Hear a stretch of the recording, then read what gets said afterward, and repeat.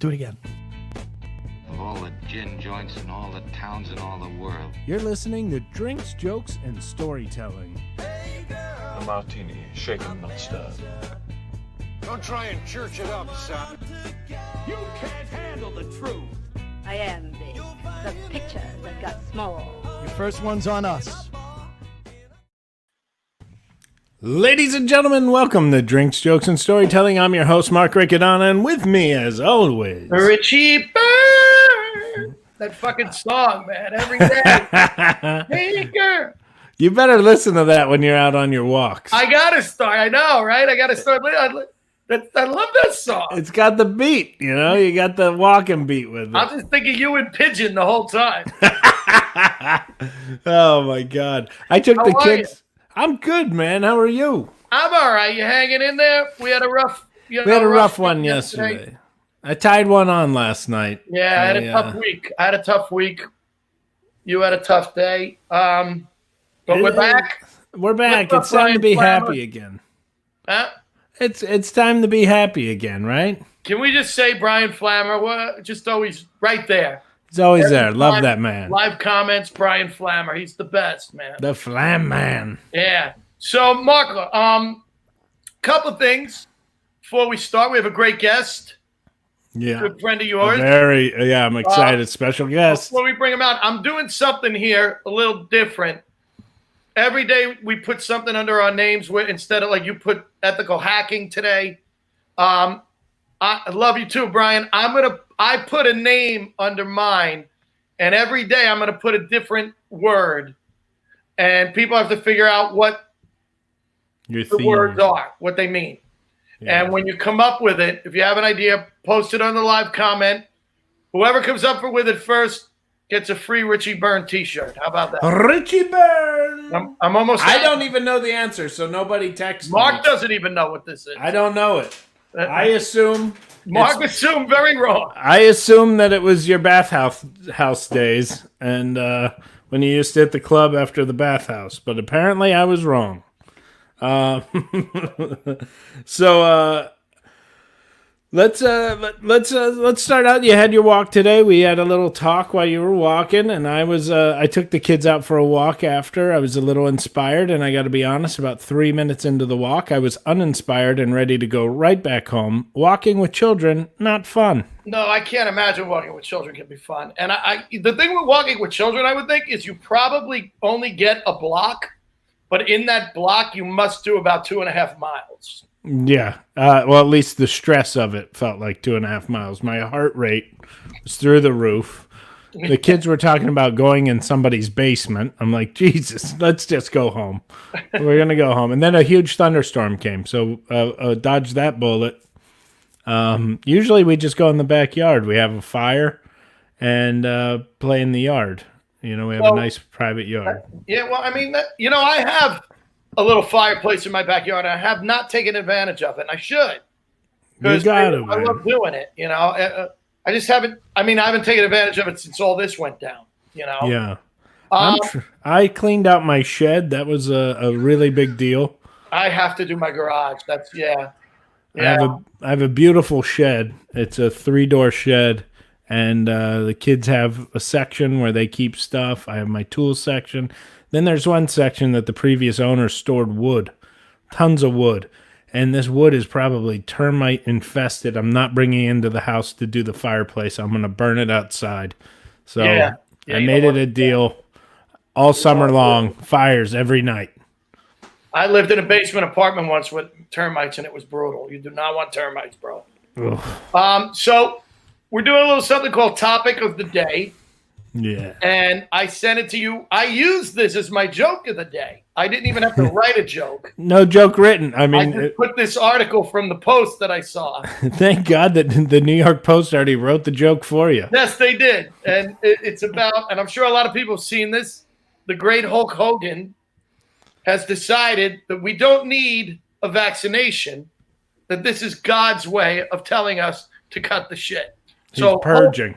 Hulk Hogan is telling us to get our shit together. Yes. Through God. And I love what he said. He said, that You want to go and worship athletes, God got rid of your stadiums. You want to go and worship rock stars, God got rid of your arenas. And I'm like, you want to worship money, God got rid of your finance. And I'm just like, aren't you the guy who said the N-word in a homemade porno?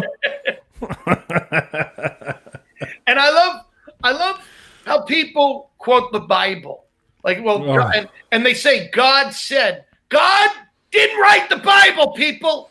He didn't write it. You know who wrote it? Some guys. They wrote it. I love Tom Bannis said Hulk Hogan. That's where I get all my medical advice. When you need steroids or learn how to make some pythons. I know Trump was saying, no, this hydroxychloroquine is going to work. I talked to Hulk Hogan. He said it's a good thing. Then I'm 100% behind Trump if Hulk Hogan said it. I think I'm between the two of them though. Let's be honest, and I'm not getting political here, but who has the worst hairdo? Oh, Trump.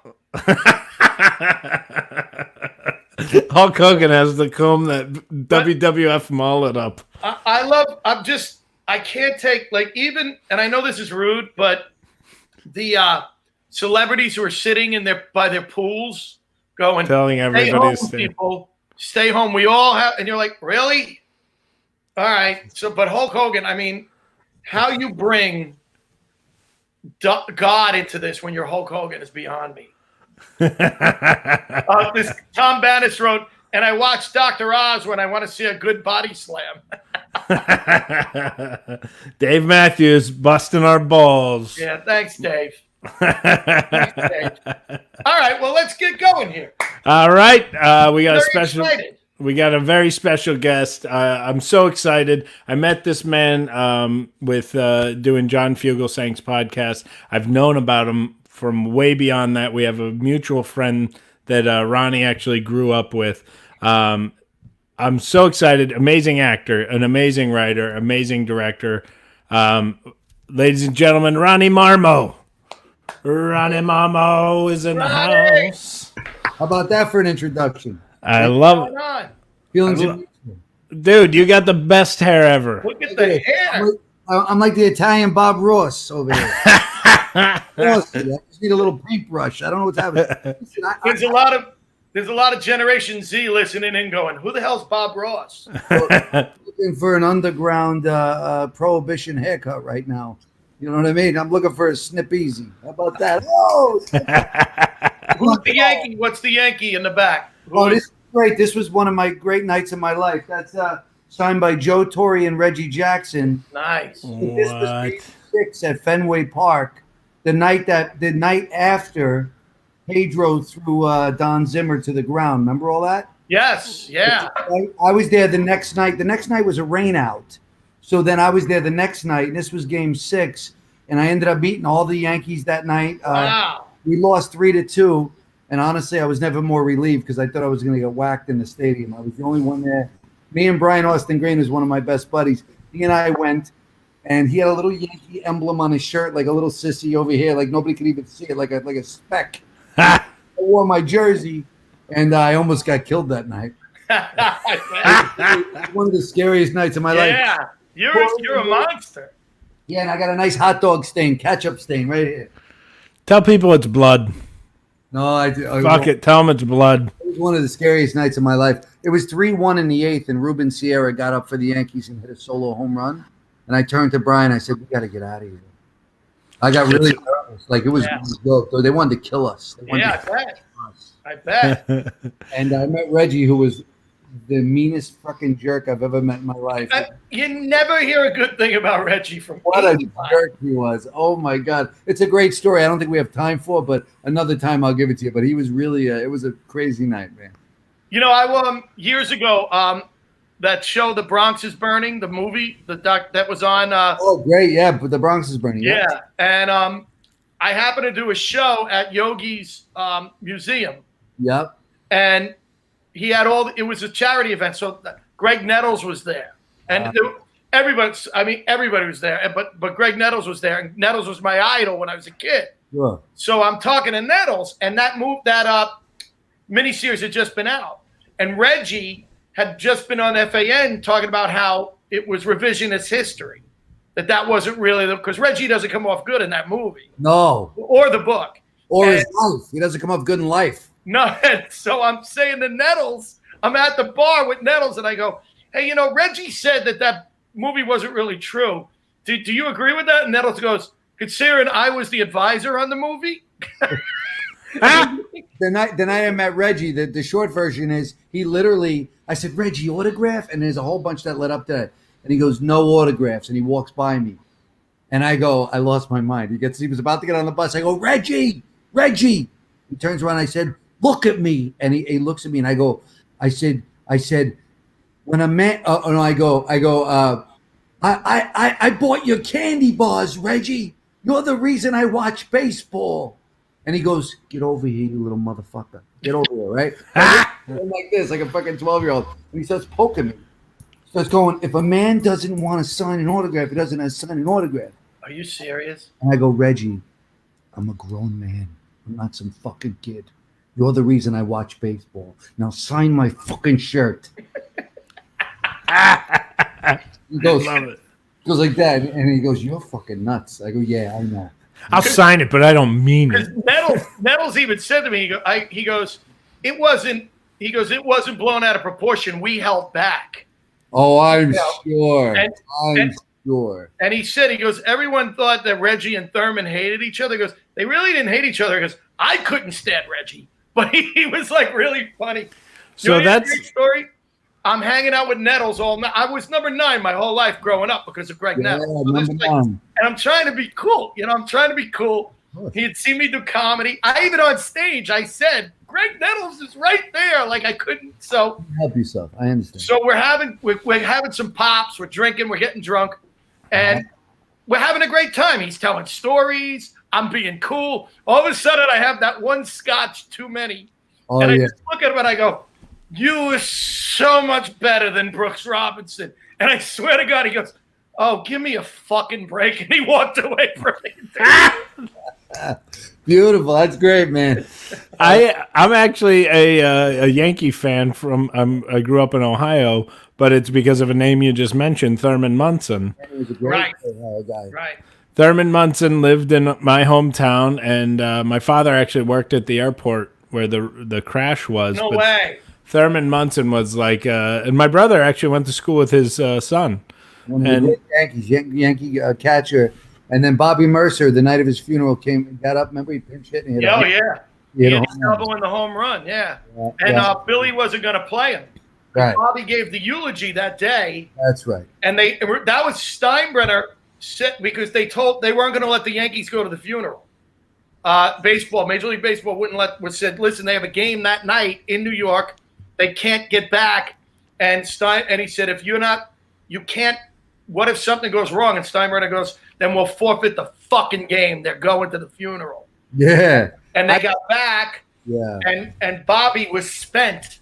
And Billy said, I'm not going to play you. And Bobby said, I got to play. Yeah. And he had a home run to tie it and then a 2-run double to win it. And that's a great game, man. Oh, geez. We could talk Yankees all night, man. I got so much Yankee stuff. I spent a few years on General Hospital, and that there was Babe Ruth's granddaughter signed and sent me that because even on General Hospital, they would give me my dialogue would be all about the Yankees. Really? It was the weirdest thing. I'd be on this soap opera going, you see what Rita did last? Like this was my dialogue. And so they knew I was the biggest Yankee fan in the world. So Babe Ruth's family sent me all these things. Wow. Your grandfather would have loved you, blah, blah, blah. So.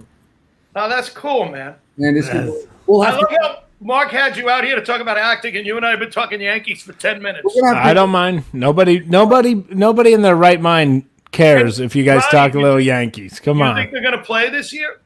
I really hope so. It is so important. We all need it. I'm okay with it without fans. Let's play the game like we need it. I think it's going to happen, but I think it's a tall order. I'm thinking July 4th. Oh, that's great. That would be a great idea. I'm hoping May, but July 4th is. I don't see May at all. I'll be honest, a shorter baseball season would be way more exciting. Yeah. You'd be way more invested in it. I really don't. I'm worried that hockey and basketball are just not going to come back, which, I'm okay with. I don't see how they can make it work and then start their next season, Tough times, man. I don't know. This is no joke what we're dealing with. It's a big Yeah, I mean Broadway. My God, the Broadway shows. broke my heart. And my show, I closed my show. I was in Chicago doing my show. Oh, That's that's right. right, man. Hey, before we even get into that, we want to play a little clip so people know what we're talking about. So real quick, this man has written and acted in this beautiful show that my wife and I were so lucky to get a chance to see while it was still in New York, directed by the great Joe Mantegna. And Ronnie, you wrote it, let alone, and then played in it. That you were so amazing. And we actually have a clip we're going to play, and we'll play this so our audience knows what we're talking about. Great. Let's do it.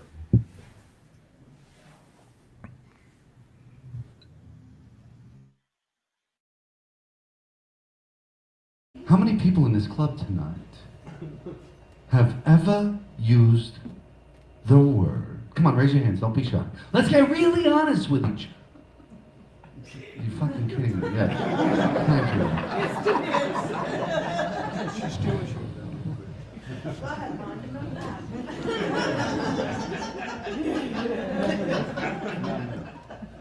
you. You, sir. Have you ever had your blah blah? Listen, it's a simple yes or no answer. But remember, it's illegal to say it and illegal to do it within the city limits of San Francisco. Okay, from a show of hands, how many men in this room have ever had their blah blah? Come on, put them up. Okay, keep them up there for a second. Keep them up for a second. You poor son of a bitch, really? Keep him up. Well, maybe he's with his daughter. That's what he's like. Keep him up, fellas. Keep him up. Okay, from a show of hands, how many men in this room have ever blah blah? Somebody's not telling the truth. Oh, one guy's telling the truth. Attaboy.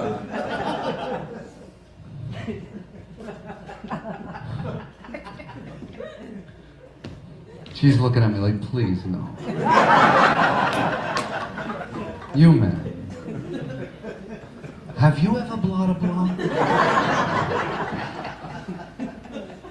The guy's in the back comes and this guy's like, I'm gonna kill this guy. This is the dirtiest show I've ever done. Totally atrociously blasphemous, just the way I like it. It's beautiful, baby. Excellent. And so you portrayed the amazing Lenny Bruce in your show. And I got to ask, what was it like to be an actor? And I know you have a lot of friends in the comedy community, but what was it like to play a comedian? You had to start sleeping in. You had to start staying out later. Working a lot less. I had to get a lot more depressed. Yeah. I'm a miserable bastard. No, you know, the truth is I have so much respect. People ask me all the time, do you do comedy? Because I'm really comfortable with a mic, and I would never say that I do comedy because I wouldn't disrespect that incredible art form. I think you have to bomb at least 20 times before you call yourself a comic, right? So, or more, something like that, right? So, what was it like? It was. I've always been pretty comfortable with a mic, but it's very challenging. It's scary because I want to be authentic. I want people who come to see it. The comics are Lenny Bruce friends and people who believe in what he did, and the comics are the ones that I'm doing the story for, not for the other people. So I want them to go, wow, you're a comic, you know? So, yeah. It was pretty crazy because I knew who you were, and when we hung out on John's show, and then when my wife and I went to the show, we were watching you, and she turned to me and she was like, I thought you said he wasn't a stand-up comic. And I was like, no, but he's doing really good. Yeah. You knocked it out of the park, man. I did comedy once, and I opened for, do you guys know Mike Marino? Yeah. A dear friend, and Michael Wheels Parisi. Sure. Yeah. Those guys, and I was on General Hospital, and they thought they'd sell a few more tickets by having me be the opening act. I always daydreamed about doing it, you know. So there was like 1,000-seat house, literally. And I came out and I hosted the show. And I wrote about 5 Wheels helped me write the 5 minutes the night before. I came out and I got a huge laugh. And I literally turned to the audience and I said, please stop laughing. I don't have time in my life for this. because I felt what happened. Yeah. I went, no, You're hooked. no. You're hooked. Yeah. no. That's a great line. I said, stop fucking laughing, please. I don't have time for this shit. I'm doing it because it's a little dream that I've fantasized about. I can't have anybody laughing at what I'm doing right now. Right. So- Right. What are you drinking there, Ronnie? Oh, I'm Yeah, drinking, the way we You start didn't do every that, show. Mark. I'm drinking a very masculine hot cup of cinnamon tea. Okay. And I had a Ooh. little honey I've been squirting in here with All right. better days. No. I'm having a little hot tea. I'm a tea guy. This is what I drink. I like tea. What am I going to tell you? Okay. Are you a bad person or? No, that's great. Richie, what are you drinking? I went another way tonight. I went sweet. Like the honey, I went with a little rum and coke, Marcus. Oh, look at you. What kind of rum are you drinking? Bacardi coconut. Because Bacardi coconut. Because yeah, I don't you know. hung out at the Limelight, so. That's I not. almost spit right on the computer. Don't worry, Richie. You don't have the most feminine drink. Neither you or Ronnie. I am drinking white girl drunk. I'm There it getting is. white girl drunk tonight. There with it some is. truly hard lemonade. Wifey's gonna get the second base tonight. Oh yeah, she's gonna get to fill these jugs. Oh my! Wow. Ronnie, you're from Brooklyn? Originally, I was born in Brooklyn, lived there only till I was 6. Then I moved to Central Jersey, Woodbridge. Oh, okay. But my grandparents and everybody stayed in Brooklyn, so we were there every weekend. So I claim both. But if I Where had were you in Jersey? Woodbridge, Oh, I grew up in Staten Island. you did? Oh, I lived in Huguenot for a year. Did you really? When I was 18, I wanted to get my own apartment, and I moved to Huguenot on Kramer Avenue. There, I had Sure, this. I know Kramer. We moved up on the top of this house, and yeah, I'm a Staten Island guy. I took my little cousin to to the Tottenville prom. Oh, really? I was like 28. She's like, cousin Ronnie with a thick accent. Cousin Ronnie, I don't like the boys over here. You take me to the thing. So I got a limo for her and 10 friends, and I took them to the friggin' prom. It was awesome. That's something I noticed about New Yorkers and New Jersey people who are born and raised. When they need street cred, they're Brooklyn or Bronx kids. Oh, yeah. Yeah. And when they want to seem a little more, they're New Yorkers or from Jersey, just outside the city. Just Yeah. outside the city. Just I met an outside the actress- I'm not city. going to say who, but I met an actress at Dr. Oz show. And she grew up, she went to high school with my cousin. I know she grew up in Staten Island. And I go, hey, you're a Staten Island girl. How? She goes, Brooklyn. She probably was born in Brooklyn. I don't want to claim Staten Island. Yeah, and I go, and I hate that. And I go, no, you're from Staten Island. She goes, no, Brooklyn. And I go, okay, but you went to Countess Moore High School on Staten Island. You lived here. And she goes, why do you know that? I go, you knew my cousin. And then she goes, all right, you caught me. She goes, I moved from Brooklyn when I was 3. Well, that's why I say, gun to my head, I claim Woodbridge, because even though I went back every weekend, but nobody in Central Jersey, like our mutual friend James DeBenedetto, none of my friends sound like me because I never lost the Brooklyn thing. Right. But I could tone it down, But Because you were around that though, growing up, so you were. part of my life. You know what? Too, I used to hang in when I was a derelict teenager. I used to go down to South Beach at that arcade. Do you remember the arcade in Yeah, South? sure. I did a lot of stupid things over there. Oh, so I bet we know a lot of the similar people. I'm just saying. How much? now you got me telling stories. That's the point of the show, baby. I was on South Beach. I was in South Beach after Hurricane Sandy. South Beach got destroyed, and I worked for the Dr. Oz show, and he went to Staten Island to help, and I went with him, and we were down on South Beach, and he said, "I bet you have a lot of memories here," and I'm like, "Yeah, I threw up from getting drunk for the first time over there. I got my first this over there," and he goes, well, those are some sick memories. I meant like maybe, you went with the family or something. Like I had all these. Well, I blacked out over there, so I'm sure stuff happened, but used to pee I in don't little remember. bushes, like it was like ridiculous. Yeah, not in South Beach. Not in South Beach. I did a lot of things there. But anyway. How'd you get into acting? It's weird. I grew up like in Jersey and New York, and I always I got in late. I started acting when I was 24. Really? Yeah. When I was a teenager, I didn't know what I was going to do, but I was like a weird kid. I was a total street kid. I ran the streets like a maniac, but I would like do all the stupid things we all did, and then I'd go home and like write poetry, like totally. You had your hidden art side. Yeah, I didn't know though. I didn't know what it was. It was like I was tweaking for 48 hours with no sleep, up like a psycho, total rager, and then I would go home and like totally have this other side. And then when my mother passed away, a young woman, she used to always say, "You should do theater. I see when we go to the theater, you go crazy." It's like, oh, I can't get in front of all those people. There's no way. And then when she passed away, I was like, what am I waiting for? Honestly, like, I think Go for it. And I called this guy, who I knew did local theater, and there was an audition at the Edison Valley Playhouse on Oak Tree Road, and I didn't even know it was called an audition. I called it a tryout because I like sports. I said, "Hey, when you hear about the next play tryout, let me know." And he goes, "Okay." And I went to the play tryout and I got the part. It was the weirdest thing. And Bill, You've never had any experience. Bill Cecilberg gave me my first yes, and I'll never forget. I appreciate that. And so even rehearsal, I would call it play practice. Like baseball. I'd say, guys at play practice, and nobody ever corrected me. That you and I have a very similar. I wasn't necessarily a derelict, but I was more a jock. I was all sports. It was football, wrestling, and I was good at it. But I was always in the art class. I was taking photography classes. I was painting, and there were a kid quit the school play, and I said, and I was painting the background. My brother and I were painting the set, and I was like, "I'll do it," and they're like, "What?" And I go, "That's it. That's show business. Who cares? I'll do it," and I did it, and I pretty much improvised the play. I learned what I was supposed to do, but like didn't have time to memorize the lines, and I was like, I really like this.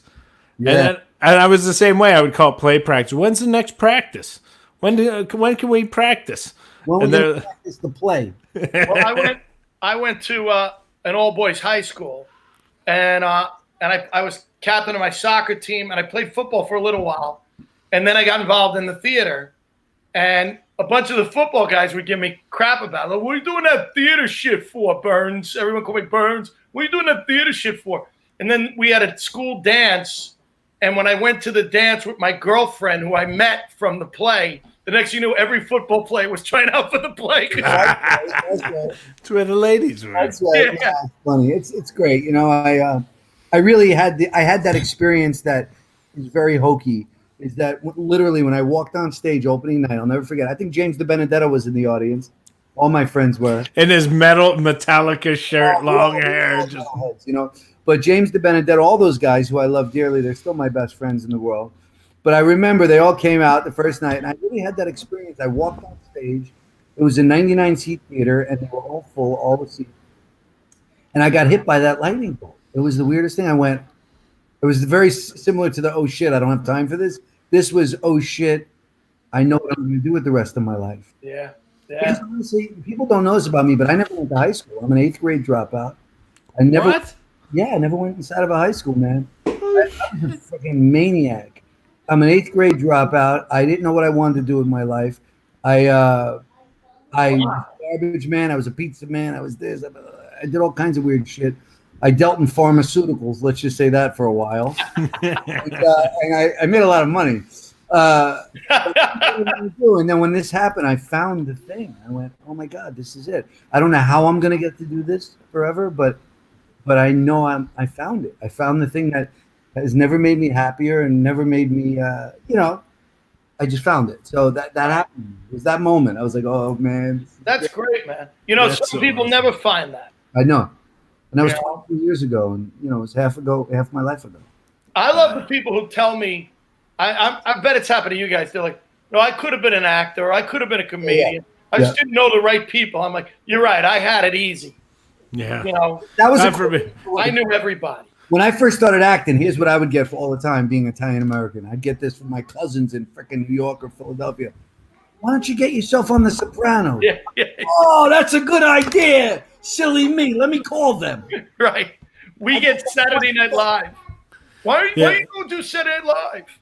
Yeah, get yourself on The Sopranos. Oh, yeah, let me call them. I didn't realize. My grandmother, this is a very sweet version of that. My grandmother called me, and it was when I was still in theater school in Manhattan. and I was looking for a day job to supplement my rent. And she goes, "Oh my God, Mark, I know the perfect job for you." And I was like, "Oh yeah?" She goes, "Yeah." And my grandmother's from Warren, Ohio. What the hell did she know about New York City? She goes, "Well, this guy Andy Richter is leaving the Conan O'Brien show. You would be so good at his job. All he does is sit on the couch and laugh at shit. You would be so good." I'm like, "You're right, Grandma." And now you're my Andy Richter. Yeah, I'm Andy Richter to his Conan. Well, it worked out just a little differently than Grandma's. Less money, but all the laughs are the same. Ronnie, so what made you want to do this play about Lenny Bruce? That's a long story, so I'll try to give you the bullet points. Basically, about 12 years ago, a comic named Charlie Brill. You guys know Charlie Brill? Yeah. Charlie Brill and Mitzi McCall. Charlie's one of my best friends. Charlie Brill, Jack Burns, who just passed away a couple of weeks ago. Rest his soul. Oh, did he really? Oh yeah, Jack I didn't know that. Jack Burns, Charlie Brill, Bobcat, a lot of Goldberg guys. I see them every week, and we would go have lunch, and we're just very close to these guys. So Charlie came to me one day and he said, "Ronnie, I'm thinking about this. You know who Lenny Bruce was?" I said, "Well, I know of him. I know Carlin and all those guys, but before my time, but I know who he was." And he said, "You should. I've got this one-man show that was written for me. Would you consider doing it? I don't want to do it. You remind me of Lenny." And I said, "Well, let me read it." So it took 2 years because I read it, and quite honestly, I was nervous because a lot of Lenny's friends are still alive. It was in L.A. And long story short, I said to Charlie and his wife, Mitzi McCall, after 2 years, I said, "If you guys do one night of your old routine at my theater for all our friends, if you give us an evening with Charlie Brill and Mitzi McCall, you dust off your act that you haven't done in 25 years. That's very cool. I'll do the play." And he did. Mitzi and Charlie did this great night for all of us. There was 100 of us there. Dude, I would have loved to have been there. Oh my God, yeah. I forgot he was married to Mitzi McCall. Oh, they're my people. Yeah. And so I wrote a play for them. I've directed them many times. Those guys. So anyway, I did the play. It was written by Sam Bobrick and Julie Stein. It was called Lenny Bruce is Back and Boy Is He Pissed. It was funny. It was this and that. I did a 6-month run, rave reviews. It went great. But what happened was I realized throughout my preparation and learning about Lenny that there was so much not being said, and they didn't have the rights to the material. So I was talking about the bits. I wasn't doing it. It was a very safe version of Lenny. We didn't really get into the drug addiction and all that stuff. And so I went to the writer. I said, "Look, I'd like to do my own. I'd like to add the bits to your piece." He said, "No, my play's written." I said, "Okay." So I set off to write my own, and I wanted to tell the entire story. Because quite honestly, I fell in love with Lenny Bruce. Our parallels of our lives are so shockingly similar. It would blow your mind if I pointed them all out. And I said, wow, as an actor, I found the thing, the vessel, the story I want to tell. And I wrote my own, and Mark saw it, and it's gritty, it's heartbreaking, it's funny, it's tragic, it's all of it, right? Yeah. Oh my God. And I was kind of friendly. I was friendly with Kitty Bruce for a while. Oh yeah. And in fact, after I was on the show with you, I immediately emailed her that I was on the show with you, and I can't wait to see the play. And I got to be honest, when I was younger, I tried to listen to Lenny Bruce because I knew he was a legend, and it didn't stick with me. But then I watched it later, and I realized how relevant and what it was worth. It's so important to hear it and realize the history of it. Well, if I may, Mark, here's the thing about Lenny that a lot of people misunderstand. It's like you'll see people that say, "Oh, he wasn't funny." Well, a lot of times he wasn't funny, but he was the first guy to pick up a microphone without a set routine and talk about what was going on. He's the first guy to go. He brought the Catskills to the Lower East Side. Yeah, he said, "Hey, exactly. Listen to what my wife did last night." What? You're going to talk about your wife? Right. He was that guy, and people don't understand just how instrumental. And also, Mark, people seem to tell me that a lot of people tell me, if you find Lenny Bruce before you see my show, sometimes it's hard to digest. But what I've done is I've gone through all Lenny's material. I picked the stuff that's relevant and maybe some funny stuff. I was able to comb through all the ums and ahs and him trying to find his voice. And so I present the show that's much more digestible. Yeah. And so if you find Lenny after you see my show, it's a lot easier to already have a jumping off point. So, Yeah. When I was a teenager, I knew he was important, so I tried to listen to him, and it didn't resonate because I didn't understand history. I didn't understand that he was saying stuff that was actually happening in that moment. Yeah. I was going, "Oh wow, he swore and he said this. I can hear Andrew Dice Clay do that." Or whatever. And then when I got older and kind of understood the world a little more and realized, "Oh my God, he was doing that during a time nobody did that." Right. And he was doing that when it was really... He was doing that when Carlin was clean. Yeah. Carlin was a baby. Mike Marino's on. Hey, Mike. That's funny you mentioned Mike Marino earlier. Mike, we gave you a shout out earlier. There he is, Mike Marino. Michael. What people don't realize is that Lenny was immensely talented. As far as back in the 50s, he was doing that Catskill stuff and was amazing at imitations. And imitations, right. If you go on YouTube, you can see all the TV shows back in the 50s and early 60s. He was phenomenal. And Right. He could dance, he could do impressions, he could write, he could do all those things. But right. He felt like a fraud. Eventually, he was like, I don't want to do these. I want to talk about... He did the Picasso thing. You got to be a great artist before you can do the crazy shit. Yeah. Otherwise, if you just do crazy shit, it's not worth anything. He wanted to tell the truth. He wanted to hold a mirror up to society and just talk about the truth. And then he started getting busted for freedom of speech. And then all of a sudden he became the person who was, how do I say it? Like, they made an example of him. They treated him horribly. And because there were other guys like a Red Fox, there were other guys doing blue material. But it was very underground. Very underground. And what is it true though that he would call the cops on himself? I never heard that. I heard that he would call the cops and say, Lenny Bruce is going to be at this club tonight. He's very dirty. Someone needs to stop this, because he knew he'd get more publicity from getting arrested. I will respectfully say I never read any of that, and I've never seen anything that I haven't heard or read. So I don't know where I heard that, but I think I saw it in an interview or something. That could have been one. Did he say it? I don't know. I was like a kid, and I remember hearing that, and I thought, that's brilliant. Yeah, I don't know. I think he was. I don't know. That would be disappointing to me. So I'm not believe that. I just find it amazing. It's such a great way to get. You're in friggin' Omaha, going, the cops came. Yeah, that's funny. Well, he was so ahead of his time, and he was so special, and he was like the first comic who was like, he was almost like a spoken word artist. I mean, it was just, the name of my title is "I'm not a comedian, I'm Lenny Bruce." And that was a quote he had said one night when he wasn't funny. He said, "I'm sorry, I'm not funny tonight. I'm not a comedian, I'm Lenny Bruce." I love that. And I thought my title sums up the whole play, right? It's right. So so before we get to our joke, where we're going to have Ronnie, we're going to have you tell a street joke. Oh, great. Before we do that, we have another clip we'd like to show. This one's titled Mud. And here it comes. Sorry, I didn't warn the guys up top that we were going to do that.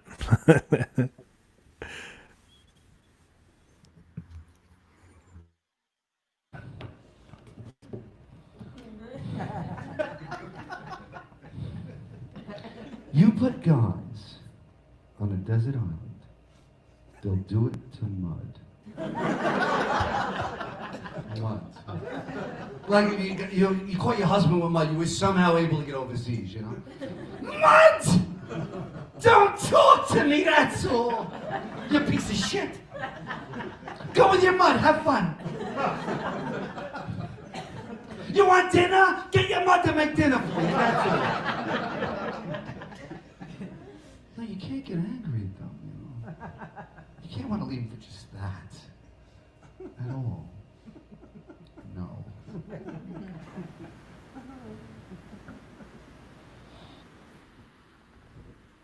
That's, dude, you... No, it's good. It's you transform. And you were doing it in Chicago. Yeah. I did. We did 120 episodes in performances in LA. Ran a long time here. Then we over 15 months. Then we did 9 months off Broadway. Did exactly 100 performances. Really? And that Montaigne directed all of it. All of it. Yeah. That clip right there is from New York. which Mark saw that production. And then Yeah. and then the next, we've been in Chicago now for about 5 months, did 85 performances. And I was doing performances the weekend of March 15th, one of the last shows left in Chicago. And I wanted people to, I was there anyway. I said, I'll do the show if you want to show up. I said, general admission, sit where you want. We only sold a quarter of the house. And so it's a 200-seat house. We didn't sell more than 40 tickets. People spread out. And I did 4 performances over the weekend and then packed it up March 15th. Did 85 in Chicago. And I fully intend on going back to doing, I want to do at least 15 more. I'm going to get to 100 if it kills me. And Chicago really embraced it, and they love it. And we're currently setting up a national tour of the play. And what can I say? I did 305 performances, and I'm just getting started. Isn't that wacky to feel that way? Right. No, I understand. So That's like comedy. I real quick, I want to get you to tell a street joke. You want like a joke, like a story joke, or like a joke? A joke. We always tell a joke during our show. You have one. I got clean, I got dirty. What are you looking for? Let's go dirty. You're playing Lenny Bruce. Funny. You got to go dirty. Well, I got. All right. So what do you get when you you put a how's this joke go? What do you get when you cross a genius with a hooker? What's that? A fucking know-it-all. How's that? I love it. I got 1,000. You want me to tell? I love jokes, man. What do you do when a comedian comes to your front door? What? Take the pizza and give him a 20. Yeah, or an actor, or a Yeah. Fill in the fucking Usually it's a bass player, but I wanted to make it a comedian. I like it. What do you call a beautiful woman on the arm of a comedian? What? A tattoo. Hysterical. Why do Italian men grow mustaches? What's that? What? So they can look like their mothers. Why do Italian men wear gold chains? What's that? So they know where to stop shaving. Guilty. I got a terrible Jewish joke, which I'm not going to tell because my friend's Jewish. She goes, "Don't tell it, you jerk." It's really not even nice. Your show, they'll shut it down if I tell it. All right, we'll switch back. We'll switch gears back to the show. I do have a question I wanted to ask you when you were with Joe. We have a photo. Let's put the photo up of the night Angie and I came to see you at the show. And there's the beautiful Rhonda Handsome. Rhonda! Oh, Rhonda. Yeah, she randomly was sitting next to me. Sitting right next to me. There we all are. What a great show. What a terrific night. And what was the theater it was in? That was at the Box Theater. It's down in the East Village. It's called the Box. It's not a traditional theater. No, it was amazing. So we went to order, they have food and drinks and all that stuff at your table. And so I wasn't listening well because I was just so excited for live theater. When the lady came out and took our order, I said, well, we'll have a wine. We'll have wine. And then she said, what kind of wine? I go, yeah, just 2 of them, please. So you don't have to come back during the show. So we'll each take 2. She brings out 2 bottles of wine. I was like, oops. No, I remember you. When you left, you looked like you had 2 bottles to yourself. It was, yeah. I was worried about you for the next 24 hours. I said, oh, he's shot. This guy ain't making it home. Thank God I had Angie to drive me home. I do remember that. We didn't plan that. I thought I was getting 2 glasses. So, Mark, you had 4 bottles of wine at your table? 2 bottles. Oh, I thought you said 2 bottles each. Oh, no. It was. I was being obnoxious. He was just pointing out that I didn't hold it well. So, what did Angie drink? Nothing. She had water. We enjoyed that show so much, and Joe was the nicest guy on the planet. Montaigne was there that night, yeah. Yeah, and he actually, him and my wife got along so well because they started talking about the armed services and all the stuff Joe does. My father-in-law is he's a veteran, Purple Heart veteran of Vietnam. And they started just chatting away about all the stuff he does. I want to know, how did you get to I understand you guys are friends, but how did you get him to direct this play? Yeah, Like, You know, you're not. go ahead. You're not doing like a revival of some. You're going, hey Joe, will you do a play I wrote? It's it's a long shot. We don't know. It's never been up, but will you direct it? Here's what happened. Joe Mantegna. So this is for any young actors or comics who are watching, who think this can't happen to you. It can. I'm living proof. I wrote this movie about 17, 18 years ago now, called West of Brooklyn. You can get it. You can rent it, West of Brooklyn. I wrote the film. And everybody should, because he could use the cash while we're not allowed to work. So everybody go out and fucking rent it. I get whenever. But anyway, I had cast all my friends. Some of them were celebrities, some of them weren't. Walter Zargetti, some great people, some General Hospital folks. Even before I was on General Hospital, which was weird. And then there was one role. I was like, I have to have the actor Joe Mantegna. It has to be Joe Mantegna.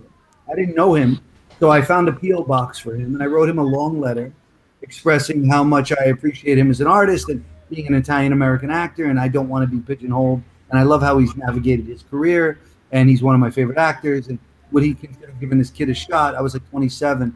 I was like, if you would just read my script and maybe consider doing this part, it would be amazing. 2 days later, he called me. He said, it's Joe Mantegna.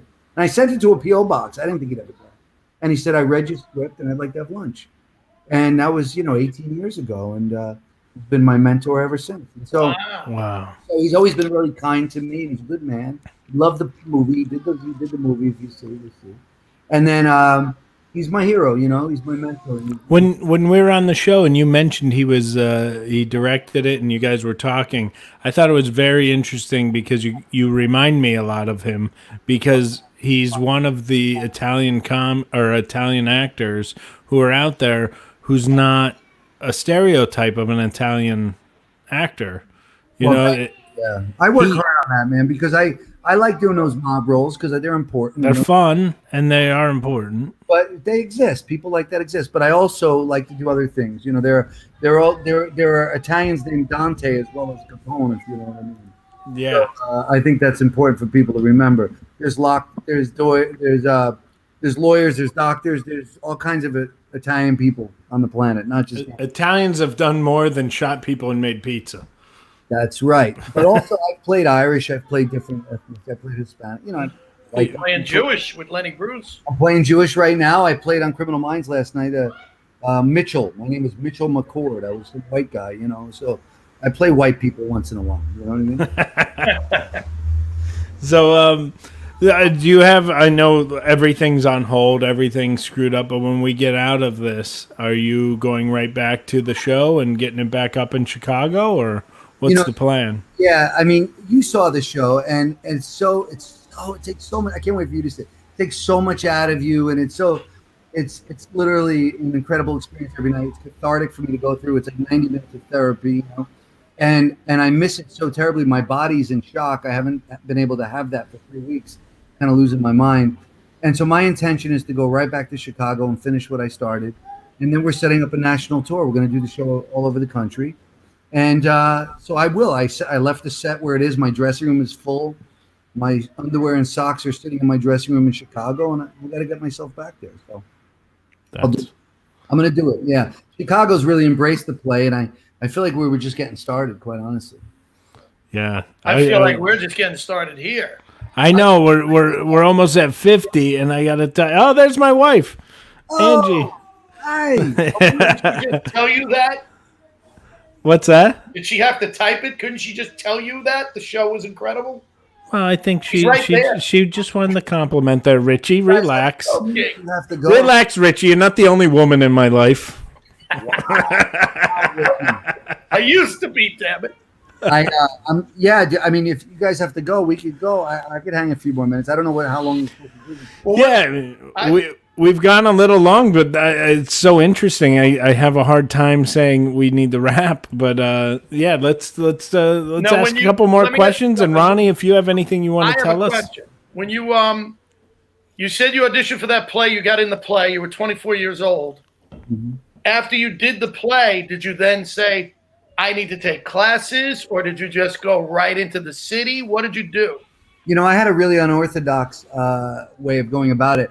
I think acting class, I think, is very important. I also think it could be very dangerous. And here's what I mean.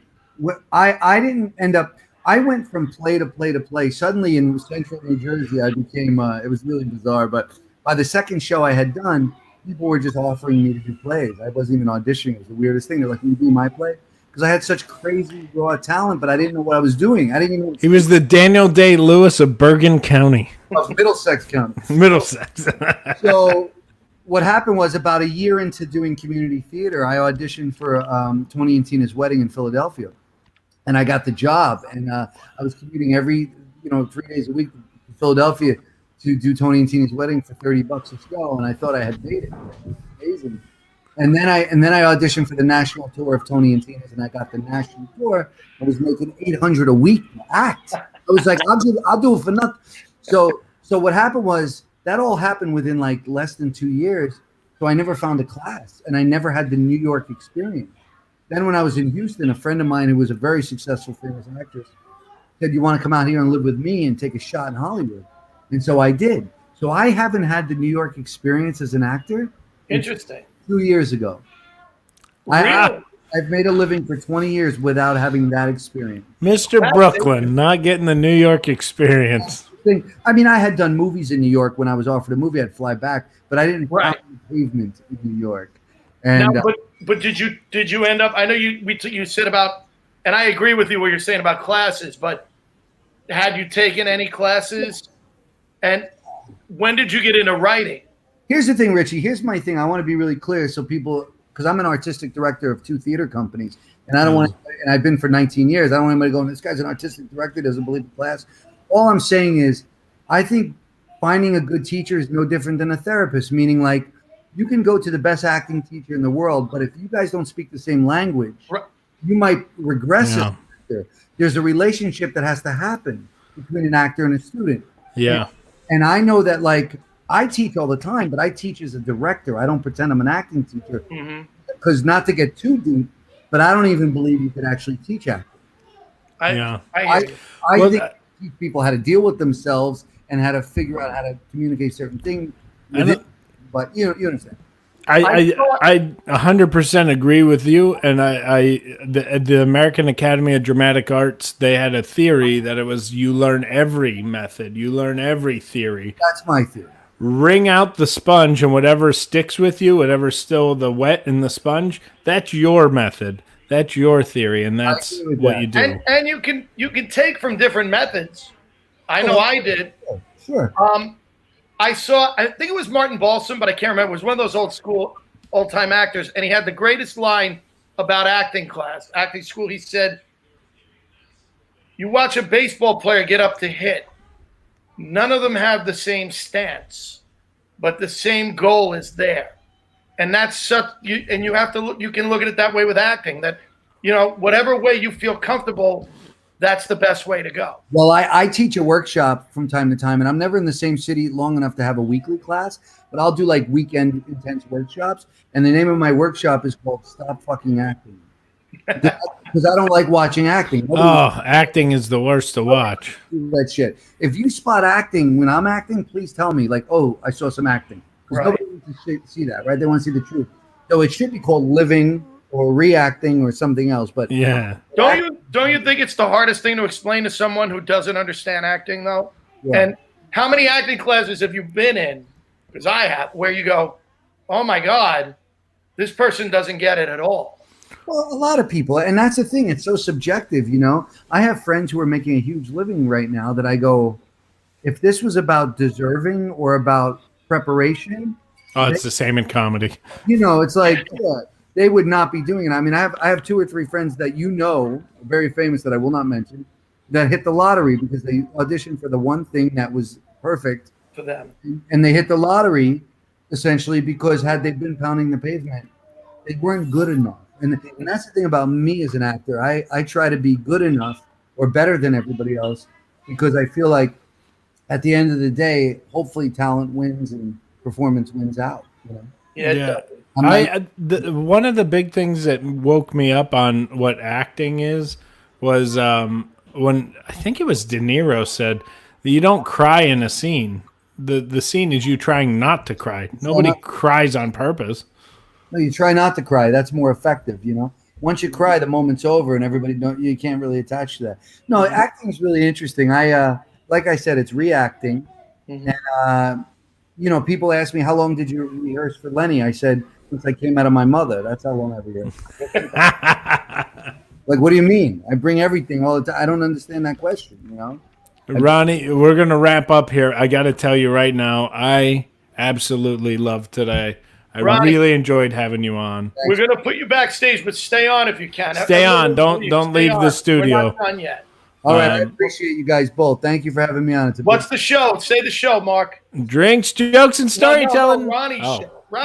Jesus, I don't know. I'm not a comedian. I'm Lenny Bruce, directed by the great Joe Mantegna. In fact, if you go to LennyBruceOnStage.com, you could go down a rabbit hole of all our reviews and great interviews. Okay. LennyBruceOnStage.com. We can't wait for it to come. Listen, when it comes back, when this shit's over, we're all going back on the show and we'll talk more about it. You were a great guest, man. Really. Can't wait to have you back. I'm happy to be here. I feel honored. Thank you. And that was Drinks, Jokes, and Storytelling. Last call. Thanks for listening to Drinks, Jokes, and Storytelling.